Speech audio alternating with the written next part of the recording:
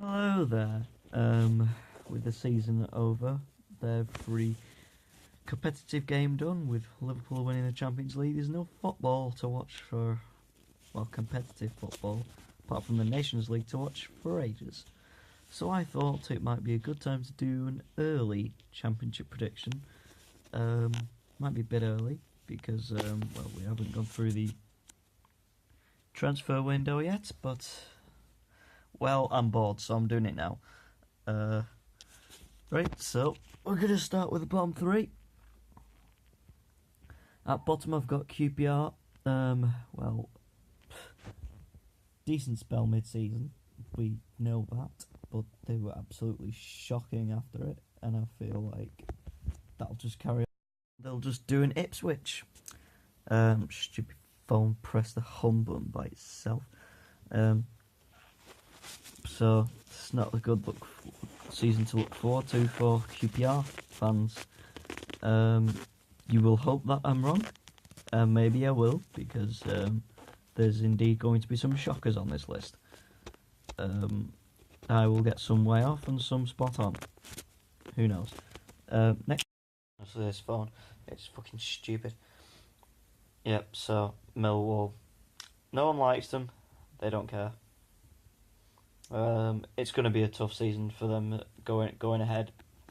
23rd, I don't know. They might get lucky again and just scrape safety, but I don't see much good for them next season. And the next is a bit of a shock prediction, but given how they were last season and how I think that, well, some of their better players will definitely leave. Their goalkeeper being one main guy that I think will definitely leave. 22nd, I have Stoke City. And the reason is because I think Jack Butland will leave. Without him last season, they would have definitely gone down. Yes, they drew about 22 games. They drew 22 games last season. But if they hadn't have had Butland, they would have lost 22 games instead and been in definite trouble. They'll be forced to sell a lot of players, and with an ageing defence, Stoke fans could be in for a horror show. They'll need to do some good business to do any better than this. And now, just surviving relegation, but a team that will be struggling and fighting against it, I have Wigan in 21st. It'll be a tough season, could be close, but they might just stay up. They're good on the day, but they're just not consistent enough. 20th, I have Charlton. They'll be in the scrap as well. Be tough for them, but they could have some decent early form like Wigan did last season that can save them essentially. 19th, well, it's I don't know why I put them 19th kind of thing, but it's because, well, they don't really. That's just if their current manager stays, and that being Forest with Martin O'Neill. If O'Neill stays, then they will finish 19th. If they get a new manager, then they'll finish higher than that. Next, 18th is Blackburn. I'm doing the basis of this on that Dak will probably get sold because teams will be looking for him. So maybe a team like Leeds will be like, yeah, we want him because he's had such a good season. I just think he's going to leave. But their manager is definitely good enough, and he'll keep them up without a problem. I don't think they'll really be in any trouble with any relegation at any point during the next season. Next is Barnsley. I think they do have the quality to stay up.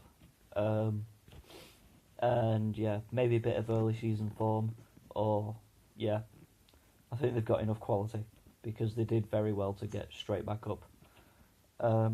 Next is Birmingham. Yeah, they did quite well last season. I mean, despite the points deduction, they finished in, well, survival place, which is good for them. They hitting that 50 points margin twice. They'll do that again next season. Well, at least hit it once. I don't know if they'll get another points deduction. They could well do so. But Che Adams may well have to leave because they do have some financial problems. Still, I don't know if they still have them a great deal, but if they do, then they'll have to be forced to sell a lot of players. But they'll have to keep their best players as much as they can without weakening the squad too much in terms of sales, which they could be forced to do so. I'm saying this with very little confidence because on their day they're a fantastic side, but on other days then they could just lose to the worst team in the fucking league, just like last season when they lost to Bolton, you know. No offence. 15th I have Hull. I would have them higher normally because I know they could play really good football on the day, but with how good Jared Bowen has been this season, I'm damn sure he will be sold. Grosicki might also be sold, and with their shit owners, they probably may well be sold. They are good, very good players. So there's without a doubt teams will be looking at them and wanting them for their squads in the upcoming season. 14th, I have Luton Town. I don't know why I put them this high. I was gonna put them in the relegation zone, but I just sort of think they played with a bit of spirit last season, and I feel like that'll carry on to the start of next season, and they'll have a good start, and then they'll just kind of stagnate and just kind of mid-table mediocrity maybe this year, maybe for a couple more seasons as well. 13th I have Bristol City. This one I say with very little confidence because tough side to predict, because one week they'll probably end up smashing Leeds like 4-0, and then they'll go to a team like QPR or Millwall and get battered 7-0, something like that, something crazy. Not quite high score lines, but you know what I mean. They're good one week, wank the next. It's just, you just don't know with them. So essentially I will put them there because I just literally do not know what to say about them. They can definitely get higher than that.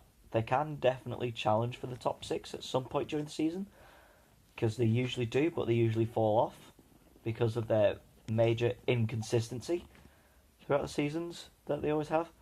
But they could definitely do better.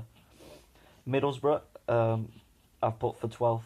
They are a bit of a peculiar side. I don't really know what's going to go on, because at the moment I don't know who's taken over there as manager. Apparently I've heard that Jurkanovic could take over, which if they do, then they will challenge for the top 6 again. But and they no longer have Pulis, which is good for them, which is the best news they could have ever hoped for. They are without parachute payments that I do know this season. Then again, I don't think they had them last season because they went straight back down. But anyway, they may need to balance the books and sell a few. I don't know how much they'll need to sell, but I think there will be some players that will want to leave. It could be a tough season, but it could also be a good season. I just don't know about these because they're a bit of a peculiar side. Like I said, they could be challenging, they could be nowhere near. It's another Bristol City. I have no fucking clue what's going on with them. So I've just kind of put them mid-tables. No matter what, I can't be. Well, I'll probably have a. They'll probably end up winning league now. Bet you. Now that I've said that. 11th, I have Brentford. They have a decent young squad. Well, I say young. Yeah, they have a decent squad. Some of them young, some of them fairly experienced as well. With Maupay having the season he did, he could very well be going. I fully expect someone to come in for him. Apparently, Villa are interested in him. So if Villa do put in a bid, they will 100% get him. And that will be a problem for Brentford. They will need to replace him, and it'll be very hard to do so. But they do have Ollie Watkins, who's absolutely fantastic. He looks like he's improving every season, and I do think he'll end up next season. But that depends. So for Brentford, it just depends if they can keep their core group of squad together. Because if they can't, then they might struggle. But if they can, they could do a good season. I don't know what to expect from them, but I do but they always seem to do something, so I don't expect them to be in any trouble at all. Next, 10th is Swansea. Um, they have had some financial problems. Uh, Honestly, I don't know about Swansea. They're a tough team to predict. I've seen people predict them to come in the bottom three because of their financial problems, as they will be forced to sell a lot of players. They could lose Daniel James. Man United are interested in him, apparently. If they come in with a bid, he's definitely going. Um, it'll be a massive blow for them because he's had a good breakout season for them. He's extremely quick. He's one of the fastest players in the league. Uh, but on the positive note, they've gotten rid of like the lazy high earners who were just useless. But their best players could definitely be cherry picked, and just lose them because of their financial problems, they may have to accept all the bids that they get, which would be a big problem for them. I don't know what to expect from Swansea, but I'm not sure they're going to challenge for promotion at all. Ninth is a bit of a shock prediction, but this is on the basis that when the new manager came in, they started playing some good football and getting better results, and that is Reading. I know that's a bit of a shock. Oh my god, he has no idea what he's talking about.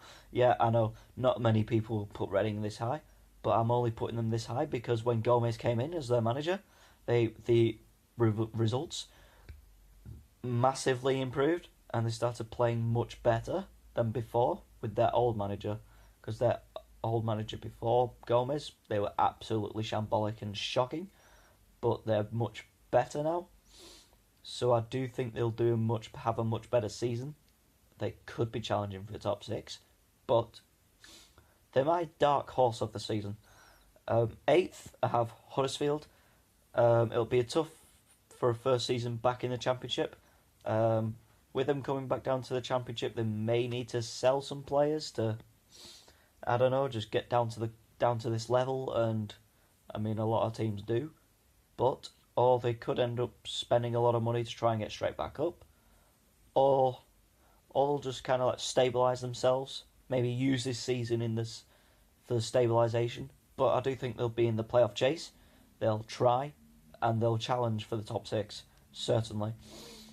Seventh, I do have West Brom. Though I originally before had them first, and I thought they would kick on at first, but then it hit me that they're first off, last season they had Harvey Barnes, which really helped them, but then when they lost him, it hurt them. And the fact that they probably won't have Dwight Gale again next season will hurt them because there's a good goal scorer in the Championship. It's going to be a very tough season for them, possibly, but I do expect them to be challenging up the top six area anyway. Sixth place, call me biased, I don't care. I've put my team Preston because it's certainly possible without the injuries. And I know we're going to do it. So come on, you Whites boys. Come on. We know we can do this. We know we are capable of this. It's just the injuries. So many. We had like 11 at once with Ben Pearson being suspended. And that really hurt us. And we had loads of injuries at the start. We finished the season with quite a lot of injuries again. Having Tom Barkhusen being injured. That really hurt us because of what he gives to us. He's a quality player for us, and he does a lot for the team, and he never stops bloody running. So that's probably why he got injured, because he just can't stop bloody running. Honestly, I knew it would happen to him at some point during the season with how much he fucking runs. But anyway, that's enough about my team. Fifth place, I have Derby County. I expect them to be challenging for the top six again. They always do every season, though they seem to bottle it in the playoffs. But they do have a good chance. They could challenge for the top two, because Frank Lampard has kind of proven himself. He can play some good attacking football, and really when Derby are on it with Frank Lampard as the manager, they are dangerous, and they will rip apart any team on their day. It's just how many times they can get on their day, because sometimes they're just really off the pace. Like last season when they lost 3-0 to Blackburn. Blackburn, who weren't in too much of a good form at that time. However, about that time they did actually start to pick it up. Fourth, I have Sheffield Wednesday, with Brucey as the manager. He always gets top six most of the time when he's at a club for a whole season. He usually does. He's a good manager in this league.